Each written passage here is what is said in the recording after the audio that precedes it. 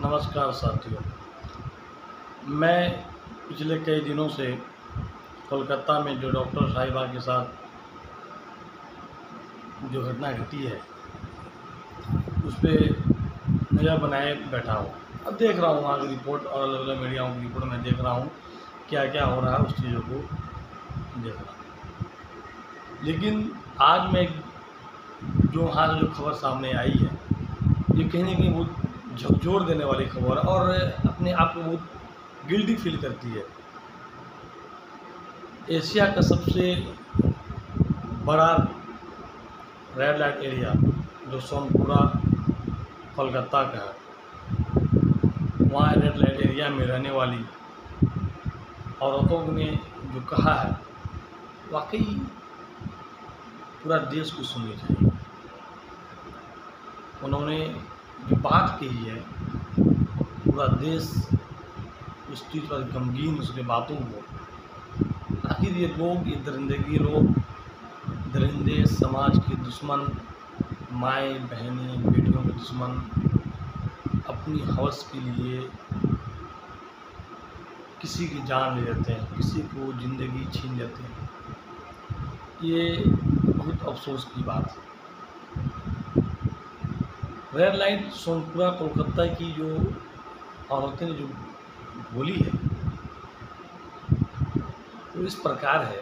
उन्होंने कहा, क्यों आप किसी की ज़िंदगी को खिलवाड़ करते हैं? आओ ना, रेड लाइट आओ ना, 50, 100, 200, 400 दो ना, अपनी हवस में डालो, किसी की जान मत लो। ये कितनी बड़ी बात है, सोचने लायक है। और सवाल ये भी है तो दोस्तों, उन्होंने जो बयान दिया है और कही है जो बात रेड लाइट एरिया सोनपुर से जीवन निकल के आ रही है, क्यों अपनी हवस के चक्कर में दूसरों की जीवन ले रहे हो, दूसरों की जीवन बर्बाद कर रहे हो। पढ़ने लिखने वाली बिटिया को, देश की बिटिया को, जो इस देश के लिए कुछ करना चाह रही है, इस समाज के लिए कुछ करना चाह रही है, उसकी ओर क्यों अट्रैक्ट हो? आओ, 101 रेड लाइट एरिया है भारत में, बहुत सारे रेड लाइट हैं। इस चीज़ पर गौर करने वाली बात है। अगर ये रेड लाइट नहीं होता तो ऐसा क्यों होता? सवाल ये भी है कि रेड लाइट जो है सिर्फ पुरुषों के लिए क्यों है, औरतों के लिए क्यों नहीं? ये बात सोनपुरा से जो एरिया जो बात निकल के आ रही है, सिर्फ पुरुष के लिए क्यों? क्या आपने कभी, यह मुझसे सवाल है, क्या आपने कभी देखा है किसी औरत को रेड एरिया में जानते हुए? लेकिन मैंने दोस्तों नहीं देखा होगा। पुरुष क्यों जाता है?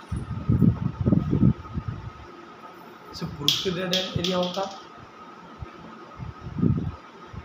दोस्तों, जैसा सोशल मीडिया के माध्यम से, न्यूज़ पत्रिका के माध्यम से पता चला कि जो रेड लाइट की जो वेश्याएँ हैं, उन्होंने इस बार दुर्गा पूजा में अपने आंगन की मिट्टी देने से मना कर दिया।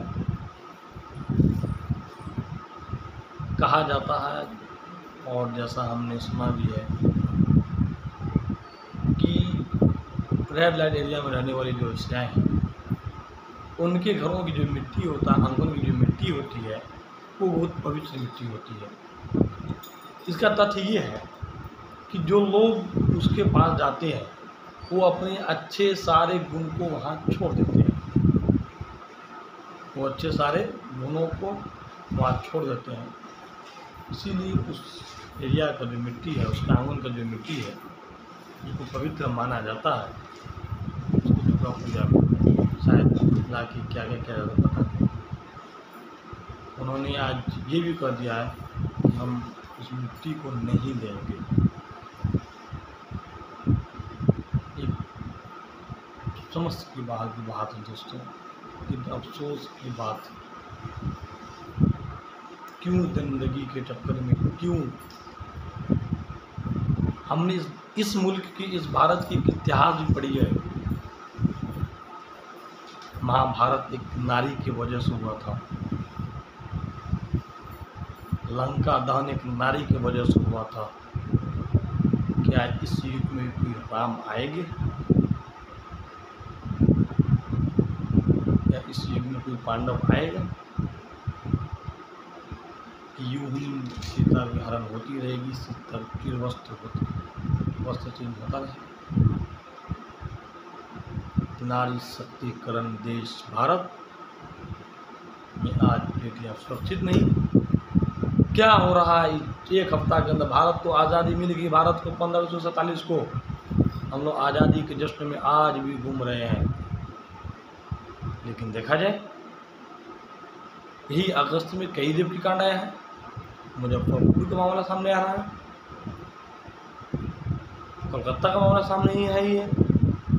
उत्तराखंड के तंजीम जोसलम में उस बिटिया के सामने आ रहा, बहनों को धमीर नाम के आदमी ने उसके साथ ऐसा किया। अफशिफा के साथ क्या हुआ, निर्भया के साथ क्या हुआ? मेरे भाइयों, बहुत सारे मसला है इस केस में। जिस दिन सभी औरत को, लड़कियों को, माँओं को, बहनों को, सभी दरिंदे